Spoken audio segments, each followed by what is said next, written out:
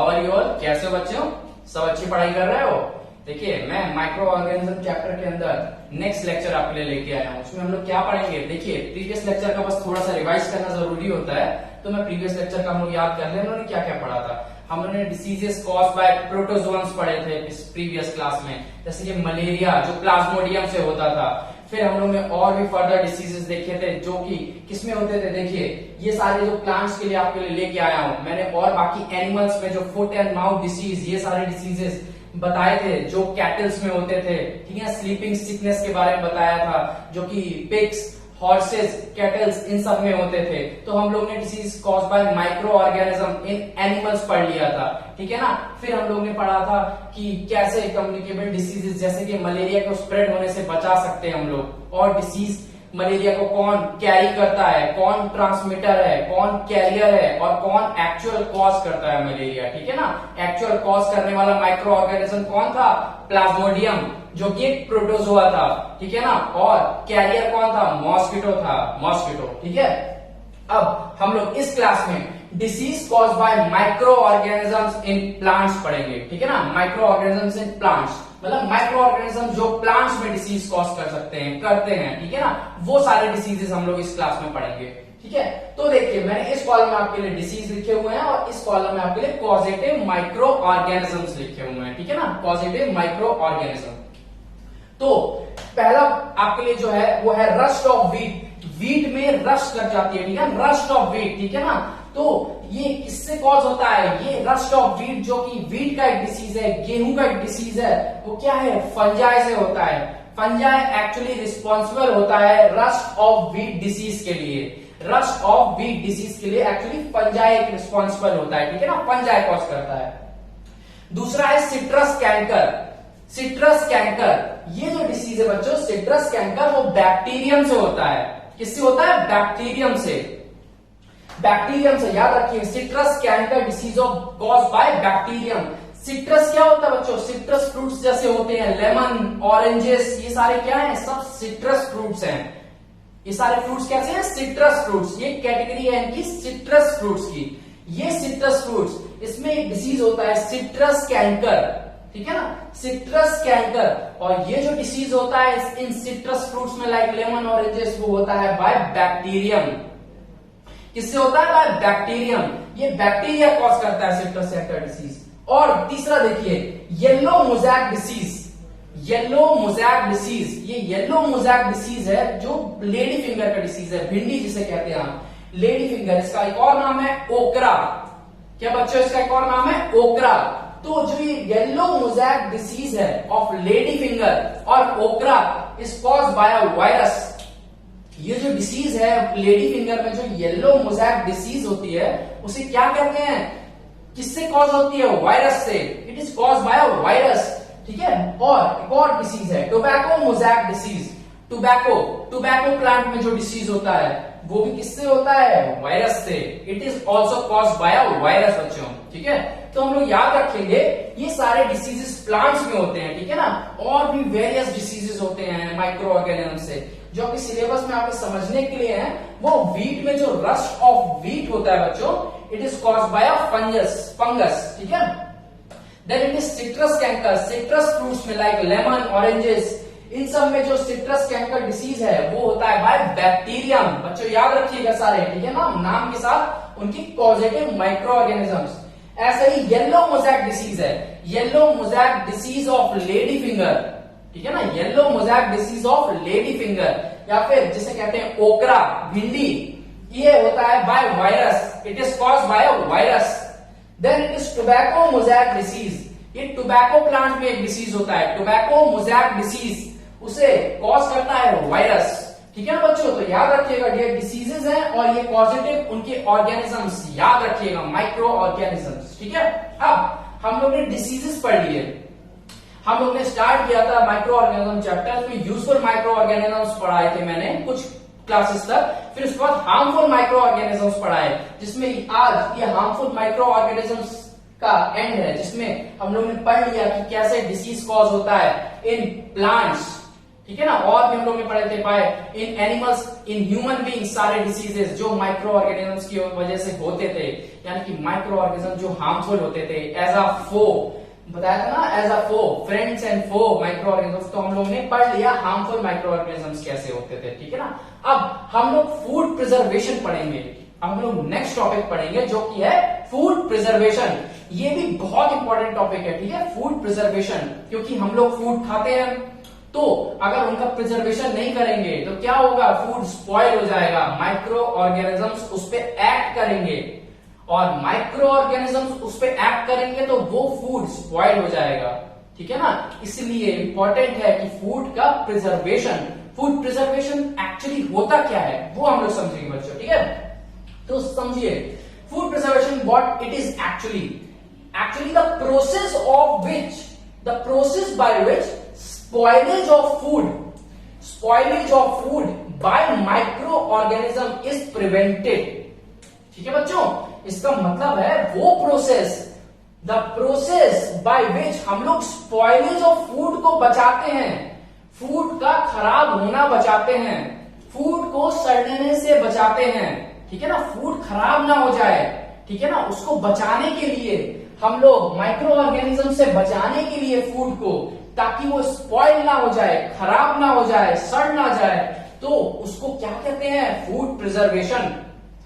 Food preservation is the process by which spoilage of food by micro organisms is prevented, ठीक है ना।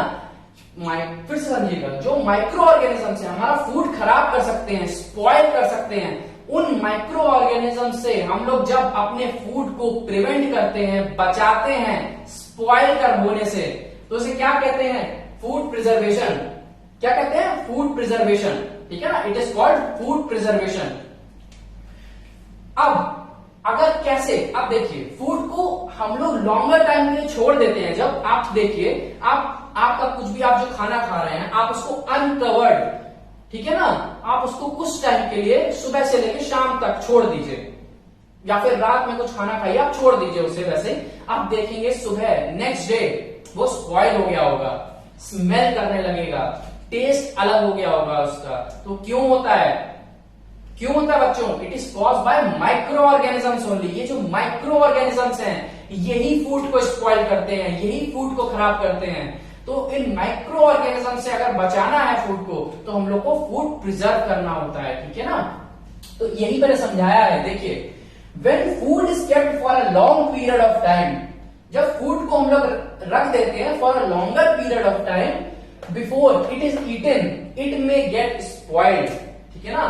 Food को बहुत देर के लिए रख देते हैं हम लोग खाने से पहले, तो वो स्पॉइल हो सकता है, स्पॉइल हो सकता है, क्यों, माइक्रो ऑर्गेनिजम्स की वजह से। अब हम लोग ने बहुत टाइम के लिए फूड को रख दिया और वो स्पॉइल हो गया, so why it is spoiled, reason क्या है उसके स्पॉइल होने के। देखिए why food gets spoiled, food spoil क्यों होता है ये हम लोग समझेंगे, ठीक है ना।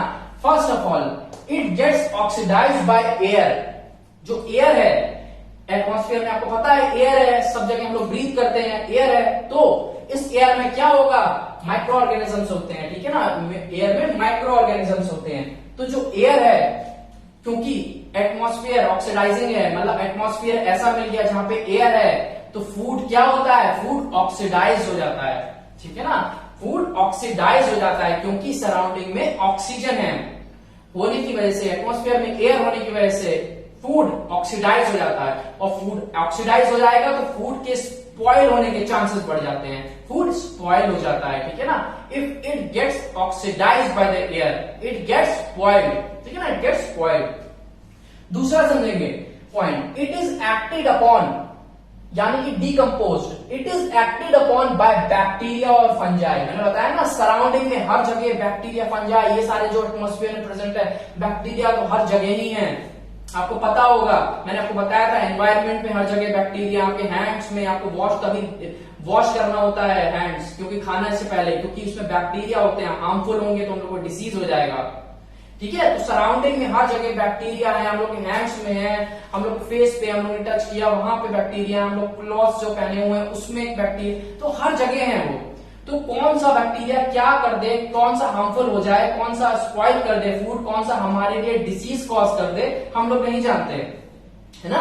इसी वजह से अगर हम लोग फूड को अनकवर्ड छोड़ देते हैं, if we leave the food uncovered, cover करके नहीं ऐसे छोड़ देते हैं, ठीक है ना, बहुत टाइम के लिए, तो जो एटमॉस्फेयर में बैक्टीरिया और फंजाई हैं वो इसे क्या करेंगे, इनके ऊपर काम करेंगे, इसे डिकम्पोज करेंगे और स्पॉइल कर देंगे, ठीक है ना। ये हार्मफुल बैक्टीरिया फंजाई स्पॉइल कर देंगे हमारे फूड को। तो ये बहुत हार्मफुल है, क्योंकि कोई कोई तो बैक्टीरिया फंजाई हम लोग में डिसीज कॉज कर रहे थे, है ना, कुछ डिसीज कॉज कर रहे थे, कुछ फूड भी स्पॉइल कर रहे हैं। तो इसलिए बहुत इंपॉर्टेंट है कि फूड का preservation, food should be preserve. If it is not preserve then it will get oxidise हो जाएगा एयर में, और जो माइक्रो ऑर्गेनिजम्स प्रेजेंट है एटमॉस्फेयर में लाइक बैक्टीरिया फंजाई, वो उस पे काम करने लगेंगे, वो उस पे एक्ट करने लगेंगे, तो क्या होगा, फूड स्पॉइल हो जाएगा हमारा। इसलिए फूड प्रिजर्वेशन बहुत इंपॉर्टेंट है, ठीक है। अब how can we know food spoiled, food spoil हो गया है हम लोग को कैसे पता चलेगा। अभी तो मैंने बता दिया फूड स्पॉइल होता क्यों है, ठीक है ना। अभी मैंने बताया फूड स्पॉइल होता क्यों, क्योंकि वो ऑक्सीडाइज होता है और जो एटमॉस्फेयर में जो सराउंडिंग में जो आपके बैक्टीरिया फंजाई है वो फूड को स्पॉइल कर देते हैं, ठीक है। ये दो रीजन हो गए। अब फूड को स्पॉइल होने से फूड अगर स्पॉइल हो गया तो हम लोग कैसे पहचानेंगे कि फूड स्पॉइल हो गया है। How can we know that food is spoiled, ये कैसे पता चलेगा। देखिए बच्चों, उसी के लिए मैंने आपको लिखा हुआ है कि देयर आर सम इंडिकेटर्स, कुछ इंडिकेटर्स होते हैं, कुछ ऐसी चीजें होती हैं जिससे हम लोग पता कर सकते हैं कि हाँ फूड स्पॉइल हो गया है, फूड हैज स्पॉइल्ड। तो ये समझिएगा, there are some indicators which help us to know whether food is spoiled और नॉट, ठीक है ना। कुछ ऐसी कैरेक्टरिस्टिक्स हो जाती है फूड की, कुछ ऐसी चीजें क्या आप कह सकते हैं कि हाँ देख के बता सकते हैं, स्मेल करके बता सकते हैं, टेस्ट करके बता सकते हैं कि हाँ फूड स्पॉइल हो गया है, ठीक है ना। तो फूड स्पॉइल होने के कुछ तो कैरेक्टरिस्टिक्स होने चाहिए। आप कहते हैं फूड स्पॉइल हो गया, आपको कैसे पता चला फूड स्पॉइल हुआ है, कुछ इंडिकेटर्स होते हैं, ठीक है ना। आप जिसको देख के बता सकते हैं कि हाँ ये फूड स्पॉइल हो गया है। आप खाएंगे तो आपको पता चल जाएगा नहीं नहीं ये फूड स्पॉइल हो गया है, खराब हो गया है। आप अगर इसको स्मेल करेंगे फूड को तो आप कहेंगे नहीं नहीं नहीं इससे स्मेल अजीब सी आ रही है, तो ये स्पॉइल हो गया है फूड, है ना। तो ये कुछ इंडिकेटर्स होते हैं कि हम लोग जैसे पता कर सकें कि फूड हमारा क्या है, हेल्दी नहीं है, इस टाइम फ्रेश नहीं है, फ्रेश नहीं है तो इसका मतलब स्पॉइल हो गया है। कैसे पता करेंगे, देखिए तो ये कुछ पॉइंट्स हैं, कुछ इंडिकेटर्स हैं जिससे हमें पता कर सकते हैं कि फूड स्पॉइल हो गया है, ठीक है ना। पहला है ओडर यानी कि महक, ठीक है ना, महक। तो क्या होता है, खुशबू। Spoiled food emits foul smell. अगर फूड खराब हो गया है, ठीक है ना, स्पॉइल हो गया है, अगर फूड स्पॉइल हो गया तो आप हमेशा देखेंगे उससे एक बैड ओडर आएगी, ठीक है ना, बैड स्मेल आएगी, ठीक है ना। तो बैड स्मेल आने का क्या रीजन है, बैड स्मेल इसलिए आ रही है क्योंकि उस माइक्रो ऑर्गेनिजम्स ने फूड को क्या करा है, अफेक्ट किया है, फूड को अफेक्ट किया है, फूड पे फीड किया है। तो क्या होगा, माइक्रो ऑर्गेनिजम्स ग्रो हो गए हैं, इस वजह से फूड स्पॉइल हो गया है। फूड के स्पॉइल होने का रीजन क्या हुआ, क्योंकि माइक्रो ऑर्गेनिजम्स ने उस पे एक्ट किया है, micro organisms has acted upon the food, that's why food is spoiled. और फूड स्पॉइल हुआ तो हमें क्या आएगी, ओडर आएगी, bad odour, bad smell. Odour मतलब स्मेल, तो हम लोग को बैड ओडर आएगा खाने से। अगर हम लोग खाने को स्मेल करके देखेंगे, जो स्पॉइल हो गया होगा फूड, अगर हम उसे स्मेल करके देखेंगे तो हम लोग देखेंगे हाँ स्मेल करके कि हाँ कुछ अलग सा कुछ स्मेल आ रही है, तो ये फूड स्पॉइल हो गया, ठीक है ना। फूड स्पॉइल हो तो हम लोग स्मेल से पहचान सकते हैं, बैड ओडर से पहचान सकते हैं, ठीक है। तो पहला पॉइंट था ओडर। स्पॉइल जो फूड होगा वो बैड ओडर इमिट करेगा, खराब गंदी स्मेल इमिट करेगा, और गंदी स्मेल से हमें लग जाएगा हाँ फूड खराब हो चुका है, ठीक है। दूसरा है टेस्ट। बैड टेस्ट और सारनेस डेवलप्स इन स्पॉइल्ड फूड, ठीक है ना। जो खराब हो गया होगा फूड, स्पॉइल हो गया होगा, आप टेस्ट से भी पहचान सकते हैं। स्मेल कर लिया ठीक है, आप कभी टेस्ट से भी पहचान सकते हैं। अगर टेस्ट करेंगे तो खराब टेस्ट आएगा। आप कोई भी खाना खाते हैं, आपको पता है ये पर्टिकुलर फूड ऐसा टेस्ट करता है ना। आपको पता है ये ऐसा टेस्ट करता है, कोई भी चीज आप खाते हैं तो आपको पता है उसका टेस्ट कैसा है। अब आपको वो टेस्ट नहीं आएगा, अगर उस फूड में वो टेस्ट नहीं आएगा तो आप कहेंगे हाँ बैड टेस्ट हो गया इसका, कुछ टेस्ट चेंज हो जाएगा, बैड टेस्ट होगा या फिर खट्टापन आ जाएगा, सारनेस जिसे कहते हैं, खट्टा सा लगेगा आपको, ठीक है ना, आपको सार लगेगा वो चीज, तो सार लगेगी वो चीज, उसकी टेस्ट अजीब सा लगेगा, तो आप क्या कह सकते हैं, हाँ ये फूड स्पॉइल हो गया है, this food has been spoiled by micro organisms, ठीक है ना, माइक्रो ऑर्गेनिजम्स ने इस फूड को स्पॉइल कर दिया है, क्योंकि माइक्रो ऑर्गेनिजम्स ने इस पे एक्ट किया है, ठीक है ना। तो हम लोग टेस्ट से भी पहचान सकते हैं कि फूड खराब हो गया है। ये देखिए मैंने अपने लिए एग्जाम्पल लिखा हुआ है, जब मिल्क, आपने देखा होगा मिल्क को, देखिए मिल्क अगर आप ओपन में रख दें, ठीक है ना, आप मिल्क को ओपन में रख दें, ठीक है ना, और आप बहुत टाइम के लिए मिल्क को ऐसा ही छोड़ दें विदाउट बॉइलिंग, तो आप देखेंगे, या फिर बॉईल करने के बाद भी आप बहुत टाइम बाद अगर उसे वापस पीना चाहेंगे, देखेंगे आप मिल्क को अगर आप ओवरनाइट रख दें, हो सकता है एटमॉस्फेयर जब बहुत ह्यूमिड हो, समर का टाइम हो, आप देखिएगा अगर आप सुबह का मिल्क शाम को या रात को ऐसे ही छोड़ दें रात तक, आप देखेंगे क्या होगा, मिल्क कैसा हो जाता है, खट्टा हो जाता है, सार हो जाता है, ठीक है ना, दूध क्या सार हो गया, खट्टा हो गया। तो क्यों होता है, क्योंकि वो स्पॉइल हो गया होता है माइक्रो ऑर्गेनिजम्स की वजह से, ठीक है ना, माइक्रो ऑर्गेनिज्म की वजह से ये स्पॉइल हो गया होता है मिल्क। और होता क्यों है ये खट्टापन, जब मैंने आपको फॉर्मेशन ऑफ कर्ड बताया था, याद है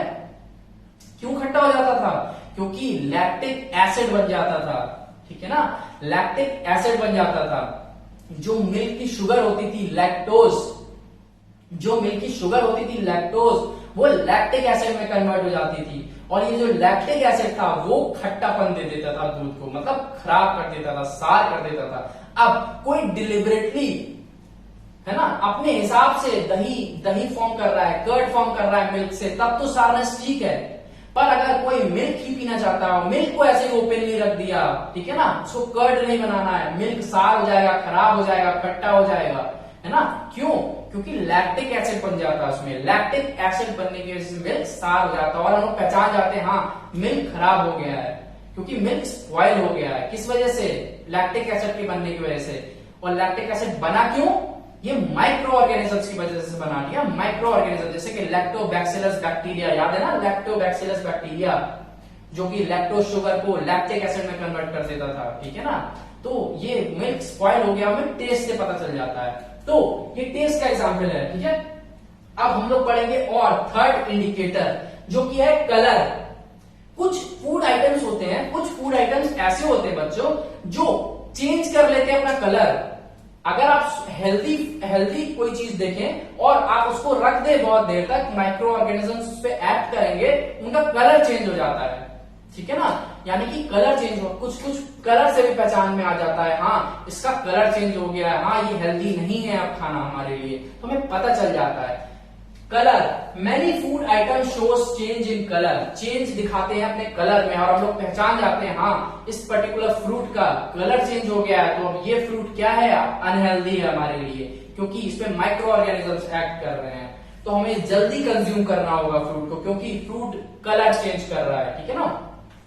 इसी का एग्जाम्पल लिखा है मैंने, देखिए fruits like Apple, mango, banana, papaya show change in colour. आप ये जो मैंने नाम लिखे हुए हैं फ्रूट्स के, आप ऑब्जर्व करिएगा बच्चों, ये जो फ्रूट्स हैं जैसे कि एप्पल, मैंगो, बनाना, पपाया, आप कोई भी फ्रूट ले लीजिए, आप उसे थोड़ी देर के लिए रख दीजिए, कुछ दिन के लिए रख दीजिए, खाइए मत, हेल्दी फ्रूट लेके आइए, ठीक है ना, प्रॉपर कलर का फ्रूट लेके आइए, ठीक है ना, आप उसको रख दीजिए, आप 3-4 दिन बाद, 2-3 दिन बाद क्या देखेंगे, वो चेंज होने लगता है उसका कलर। देखिएगा आप बनाना लेके आइए, अब बनाना देखिएगा, आप एक दिन रखेंगे उसको, दूसरे दिन देखेंगे डार्क कलर हो जाएगा, और तीसरे दिन और डार्क हो जाएगा, ऐसे करके वो स्पॉइल होना शुरू हो जाता है, ठीक है ना। ये फ्रूट्स चेंज, कलर चेंज की वजह से इनको पता लगता है कि हाँ अब ये फ्रूट स्पॉइल हो रहा है, ये फ्रूट खराब हो रहा है, तो हम लोग स्पॉइलेज को समझ सकते हैं, हाँ ये फ्रूट खराब हो जाएगा, अगर ज्यादा स्पॉइल हो गया खराब हो जाएगा, बहुत स्पॉइल हो जाएगा जब, तो हम लोग इन फ्रूट्स में पता कर सकते हैं कि कैसे कलर चेंजेस होते हैं, इनमें कलर चेंजेस होते हैं, और कलर चेंज होंगे तो हमें पता चल जाएगा अब ये अनहेल्दी रह गया फ्रूट, अब ये फ्रूट स्पॉइल हो गया है, अब हमें ये फ्रूट कंज्यूम नहीं करना है। We get to know that this fruit has been spoiled because it is showing change in colour. ठीक है ना, ये कलर चेंज शो कर रहा है, इससे हमें पता चल जाएगा कि ये अब कंज्यूम नहीं करना है हमें फ्रूट। ठीक है बच्चों, तो अब ये फ्रूट प्रिजर्वेशन का अपने फूड स्पॉइल कैसे होता है ये, ठीक है ना, फूड स्पॉइल कैसे होता है, इसके ये 3 पैरामीटर्स थे, ओडर यानी स्मेल, टेस्ट कैसा करता है, और उसके चेंज इन कलर। ठीक है ना, चेंज इन कलर। अब हम लोग पढ़ेंगे what are the advantages of food preservation, फिर हम लोग नेक्स्ट चैप्टर में पढ़ेंगे, मतलब नेक्स्ट लेक्चर में पढ़ेंगे कि कैसे फूड प्रिजर्वेशन किया जाता है। ठीक है ना, what are the steps of food preservation, और किस किस मेथड से किया जाता है फूड प्रिजर्वेशन। अभी हम लोग समझेंगे कि एडवांटेजेस क्या है फूड प्रिजर्वेशन के। ठीक है बच्चों, तो पहली बात, फूड प्रिजर्वेशन से फायदा क्या होता है हम लोग को। पहला point, it reduces food wastage due to spoilage. जो फूड स्पॉइल हो सकता है, माइक्रो ऑर्गेनिजम्स की वजह से जो फूड स्पॉइल हो सकता है, वो फूड अगर स्पॉइल हो गया तो हम लोग क्या करेंगे, फूड को वेस्ट कर देंगे, फूड नहीं खाएंगे। अगर कोई कुछ भी खाना खाते हैं हम लोग, जो फूड खाते हैं हम लोग, वो स्पॉइल हो गया माइक्रो ऑर्गेनिज्म से, टेस्ट खराब करेगा, स्मेल खराब करेगा, तो क्या होगा, हम लोग खाएंगे तो हम लोग को डिसीज हो जाएगा, हम लोग बीमार पड़ जाएंगे, है ना बच्चों। तो इसको हम लोग क्या करेंगे, स्पॉइल हो गया फूड तो हम लोग खाना नहीं खाएंगे, हम लोग वो फूड नहीं खाएंगे, है ना। वो फूड नहीं खाएंगे तो क्या करेंगे, हम लोग वो वेस्ट करेंगे, हम लोग वेस्ट करेंगे, फेंक देंगे उसे। ठीक है ना, फूड को वेस्ट कर देंगे। तो अगर फूड को स्पॉइलेज से हम लोग बचा लेंगे बाय फूड प्रिजर्वेशन, तो क्या होगा, it will reduce food wastage, खाने की बर्बादी नहीं होगी, खाना बर्बाद नहीं होगा, क्योंकि हम लोग ने फूड को प्रिजर्व कर लिया। फूड को प्रिजर्व कर लिया तो माइक्रो ऑर्गेनिजम्स इस पे एक्ट नहीं कर पाएंगे। अब माइक्रो ऑर्गेनिजम्स फूड पे एक्ट नहीं कर पाएंगे तो फूड हम लोग का खराब नहीं होगा, तो फूड की वेस्टेज नहीं होगी, फूड का बर्बादी नहीं होगी। ठीक है ना, तो पहला पॉइंट ये है फूड प्रिजर्वेशन का कि it reduces food wastage due to spoilage. ठीक है, दूसरा, it increases the shelf life of food items. Shelf life यानी स्टोरेज पीरियड। अब देखिए, अब जैसे अगर हम फूड को प्रॉपरली प्रिजर्व करें, अगर उसको प्रॉपरली प्रिजर्विंग कंडीशंस दें, ठीक है ना, एक टेम्परेचर पे स्टोर करें और फूड को प्रॉपरली स्टोर करा जाए, जैसे रेफ्रिजरेटर में या फिर किसी भी कोल्ड स्टोरेज रूम्स होते हैं, अगर हम फूड को प्रॉपरली स्टोर करें तो उसकी शेल्फ लाइफ बढ़ जाती है। शेल्फ लाइफ यानी स्टोरेज पीरियड, यानी कि कितने दिन तक स्टोर कर सकते हैं उस फ्रूट को। ठीक है, अब देखिए, आपने एक फ्रूट लेके, आप टोमेटो का एग्जांपल ले लीजिए। टोमेटो, अगर टोमेटो है, आप उसे एक टोमेटो को लेके आइए, आप टोमेटो को ओपन में रख दीजिए। ठीक है ना, ओपन में रख दिया आपने, आपके घर में है वो टोमेटो, वो 2 से 3 दिन में टोमेटो खराब हो जाएगा। ठीक है ना, वो राइप होने लगेगा। ठीक है ना, फिर उसके बाद खराब हो जाएगा 3, 4, 5 दिन बाद। ठीक है ना, आप 1 वीक भी ले लीजिए, 1 वीक तक खराब हो जाएगा। पर अगर वही टोमेटो अगर हम लोग ने प्रॉपरली प्रिजर्व करके रखा हुआ है, ठीक है ना, प्रिजर्व करके कोल्ड स्टोरेज रूम में या फिर रेफ्रिजरेशन में, कुछ अच्छी कंडीशंस में, वो क्या महीनों चल सकता है, महीनों चल सकता है, लाइक मंथ्स, है ना, तो बहुत ज्यादा दिन तक चल सकता है। तो इसका मतलब क्या, क्योंकि ये वाला जो स्पॉइल नहीं हो रहा है, प्रिजर्व जिसे हमने प्रिजर्वेशन किया है जिसका, रेफ्रिजरेशन किया है जिसका, तो क्या होगा, वो सही सलामत रहेगा, उसकी शेल्फ लाइफ बढ़ गई है, स्टोरेज पीरियड बढ़ गया है। और वहीं वो वाला टोमेटो जो आपके घर में था, वो विद इन अ वीक खराब हो गया। क्यों, क्योंकि उसके बाद माइक्रो ऑर्गेनिजम्स एक्ट करने लगे। इसलिए फूड प्रिजर्वेशन की वजह से उनकी शेल्फ लाइफ भी बढ़ जाती है। ठीक है बच्चों, प्रिजर्वेशन की हेल्प से उनकी शेल्फ लाइफ भी बढ़ जाती है, यानी कि स्टोरेज पीरियड बढ़ जाता है फूड आइटम्स का, स्टोरेज पीरियड बढ़ जाता है फूड आइटम्स का। ठीक है, third point, it ensures food availability during off season and in distance places. ठीक है ना, तो बच्चों ये ऑफ सीजन जो है, ऑफ सीजन देखिए, कुछ फ्रूट्स, कुछ वेजिटेबल्स होते हैं विंटर में ही होते हैं, कुछ वेजिटेबल्स फ्रूट्स समर में ही होते हैं, कुछ रेनी सीजन में ही होते हैं। तो आपने कभी देखा होगा, आपको समर में भी विंटर सीजन का कोई फ्रूट मिल जाता है, विंटर सीजन का कोई फ्रूट समर सीजन में भी मिल जाता है खाने को। क्यों क्यों? ये इसी वजह से है। ऑफ सीजन यानी कि जिस सीजन में वो फ्रूट या वेजिटेबल नहीं आता है वो भी उस टाइम पे अवेलेबल रह सकता है हमारे लिए, क्योंकि हम लोग अगर फूड को प्रिजर्व करेंगे, ठीक है, अगर हम लोग उस पर्टिकुलर वेजिटेबल को प्रिजर्व करेंगे तो हम लोग उसको नेक्स्ट सीजन में जब वो नहीं आता है, जब वो नहीं उगता है वो वेजिटेबल ना, जब ग्रो नहीं होता है वेजिटेबल, उस सीजन में खा सकते हैं। कोई समर सीजन का वेजिटेबल हम लोग प्रिजर्व करके विंटर सीजन में खा सकते हैं। ऐसे ही विंटर सीजन का कोई फ्रूट या वेजिटेबल प्रिजर्व करके हम लोग समर सीजन में खा सकते हैं। तो कितना इंपॉर्टेंट है बताइए, हम लोग को सीजन का वेट नहीं करना पड़ेगा। तो food availability during off season, हम लोग को ऑफ सीजन में भी फूड अवेलेबल रह सके, अवेलेबल हो, इसकी वजह से हम लोग फूड प्रिजर्व कर सकते हैं। ये भी एक एडवांटेज है, ठीक है बच्चों। एंड इन डिस्टेंस प्लेसेस, मतलब एक पर्टिकुलर कोई भी फ्रूट मान लीजिए एक स्टेट में होता है, मान लीजिए यूपी में कोई एक पर्टिकुलर फ्रूट होता है, ठीक है ना, अब उसको हम लोग को साउथ में पहुंचाना है, ठीक है ना, डिस्टेंट स्टेट पे लाइक तमिलनाडु, वहां पहुंचाना है। तो अगर हम लोग फ्रूट को ले जाएंगे इतना दूर तक तो हो सकता है रास्ते में खराब हो जाए, है ना, पर अगर हम लोग ने उस फ्रूट को प्रिजर्व किया होगा, अच्छे से प्रिजर्व किया होगा, तो हम लोग उसको डिस्टेंस प्लेसेस पे बहुत दूर तक भी ले जा सकते हैं, ठीक है ना। यूपी में ग्रो करा हुआ फ्रूट हम लोग इतना दूर तमिलनाडु तक ले जा सकते हैं। क्यों? क्योंकि हम लोग ने उस पर्टिकुलर फ्रूट या वेजिटेबल को प्रिजर्व किया है, और प्रिजर्वेशन से हम लोग डिस्टेंस प्लेसेस पे भी ले जा सकते हैं उसे। तो ये भी एक एडवांटेज है बच्चों, ठीक है। चौथा है it maintains the nutritional value and flavour of food, ठीक है ना। तो क्या है न्यूट्रिशन वैल्यू? अब हम लोग क्यों फ्रूट्स खाते हैं, क्यों वेजिटेबल्स खाते हैं? क्योंकि उसमें कुछ बेनिफिट्स हैं, ठीक है ना। हम लोग कहते हैं हाँ ये बेनिफिट, ये वाला अच्छा वेजिटेबल है, ये वाला फ्रूट अच्छा वेजिटेबल है, क्योंकि उसकी न्यूट्रिशनल वैल्यू बहुत हाई है। उसमें कुछ ऐसे मिनरल्स हैं, वाइटामिन हैं, चीजें हैं, जैसे आयरन है, एप्पल में आयरन होता है, तो वो इंपॉर्टेंट चीज हम लोग की बॉडी के लिए, हम लोग की बॉडी को कंज्यूम करना इंपॉर्टेंट है। इसी वजह से हम लोग वो फ्रूट खाते हैं, इसी वजह से हम लोग वो वेजिटेबल्स खाते हैं, है ना। जैसे मदर लोग कहते हैं, नहीं कहते हैं बच्चों से कि हाँ ये वेजिटेबल खानी चाहिए, ये वेजिटेबल खानी चाहिए, और बच्चे नहीं खाते हैं। क्यों क्यों क्यों मम्मी लोग ऐसी रिक्वेस्ट करती हैं? इसी वजह से, क्योंकि उसमें न्यूट्रिशनल वैल्यू हाई है उसकी, उसमें अच्छे वाइटामिन मिनरल्स ये सारी चीजें हैं जो हम लोग की बॉडी को चाहिए हैं, ठीक है ना।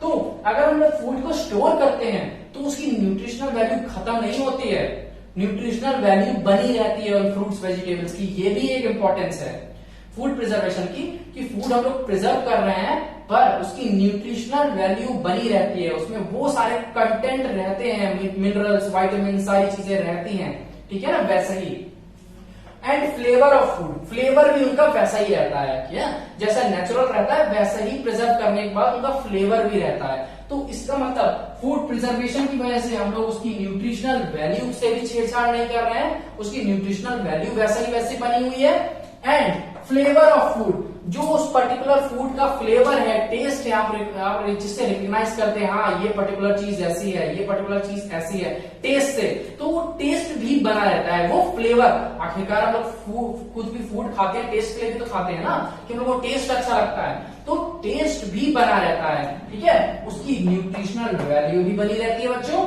और फ्लेवर भी बना रहता है इस फूड का, ठीक है ना। तो ये सारे एडवांटेजेस हैं फूड प्रिजर्वेशन के, कि हम लोग को क्या होता है कि हम लोग को सारी चीजें, फूड अवेलेबिलिटी भी रहे, हम लोग की शेल्फ लाइफ भी बढ़ जाए, फूड वेस्टेज भी ना हो, ठीक है ना, और इसकी न्यूट्रिशनल वैल्यू ऑफ फ्लेवर भी बना रहे, ठीक है ना। ये सारी प्रॉपर्टी बनी रहे, ये फूड प्रिजर्वेशन के सारे एडवांटेजेस हैं। आप बच्चों याद रखिएगा फूड प्रिजर्वेशन के एडवांटेजेस क्या है, डिटेल में समझिएगा कि सारे पॉइंट्स इंपॉर्टेंट है। ये मैंने जो चारों पॉइंट लिखे हैं सारे चारों पॉइंट इंपॉर्टेंट है, आप डिटेल में समझिएगा इसे, ठीक है ना। तो मैं थोड़ी देर के लिए हट जा रहा हूं, आप स्क्रीनशॉट ले लीजिए इसका, ठीक है ना, बोर्ड का। अब हम लोग रिवाइज करें कि माइक्रो ऑर्गेनिज्म से हम लोग ने क्या क्या आज पढ़ा। हम लोग ने पढ़ा प्लांट्स में कौन कौन से डिसीजेस होते हैं, जैसे rust of wheat, citrus canker, yellow Mosaic disease और टोबैको मोजाइक डिसीज। ये होते किससे थे, मैंने कॉजेटिव माइक्रो ऑर्गेनिजम्स आपको बता दिए, ठीक है। फिर हम लोग ने पढ़ा फूड प्रिजर्वेशन, कि फूड को प्रिजर्व करना इंपॉर्टेंट क्यों है, क्योंकि हम लोग फूड खाते हैं, अगर अनहेल्दी फूड खाएंगे तो हम लोग बीमार पड़ जाएंगे, डिसीज हो जाएगा, इसलिए इंपॉर्टेंट है फूड प्रिजर्वेशन। प्रिजर्वेशन यानी कि प्रिवेंट करना स्पॉइलेज ऑफ फूड, ठीक है ना, प्रिवेंट करना spoilage of food by micro organisms, ठीक है। फूड स्पॉइल क्यों होता था? क्योंकि वो ऑक्सीडाइज होता था और सराउंडिंग में बैक्टीरिया फंजाई होते थे जो स्पॉइल कर देते थे फूड। ठीक है, अब फूड स्पॉइल क्यों होता था और इंडिकेटर्स क्या थे? हमें टेस्ट से पता चलता था, हमें स्मेल से पता चलता था, हमें कलर से पता चल जाएगा। ठीक है ना, कि फूड स्पॉइल हो गया है। फिर एडवांटेजेस मैंने आपको बताए हैं। स्पॉइलेज बताने के लिए फूड की वेस्टेज नहीं होती है, शेल्फ लाइफ बढ़ जाती है और ऑफ सीजन में भी हम लोग को ये सारे फूड अवेलेबल होते हैं और डिस्टेंस प्लेसेस पे भी, और उनकी न्यूट्रिशनल वैल्यू भी बनी रहती है और ऐसे ही फ्लेवर भी बना रहता है फूड का। ठीक है बच्चों, अब नेक्स्ट लेक्चर में हम लोग नेक्स्ट लेक्चर में पढ़ेंगे कि कैसे फूड प्रिजर्वेशन, क्या क्या वेज हैं by which food can be preserve by chemicals या फिर बाय हीटिंग, बाय कैसे हम लोग फूड को कैसे प्रिजर्व कर सकते हैं, कौन कौन से वेरियस मेथड्स हैं, हम लोग नेक्स्ट लेक्चर में पढ़ेंगे। ठीक है बच्चों, तब तक आप लोग अच्छे से पढ़ाई करते रहिए। Thank you.